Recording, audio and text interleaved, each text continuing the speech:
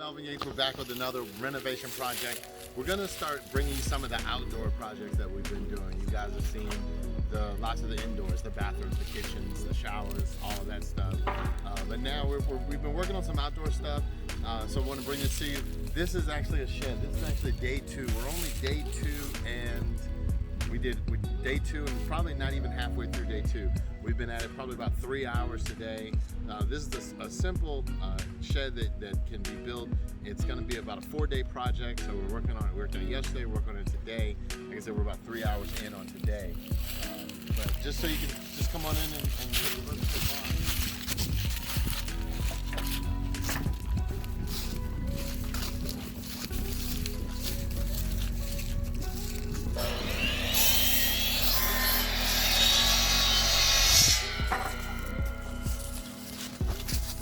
So this shed is actually 10 feet wide by almost 15 feet and 10 and a half inches in depth.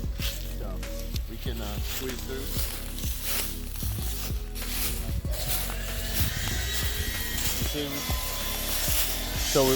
So we had previously laid the concrete slab actually months and months ago in preparation, but now we put the 2x4s in, bolted them to the base, bolted them into the concrete.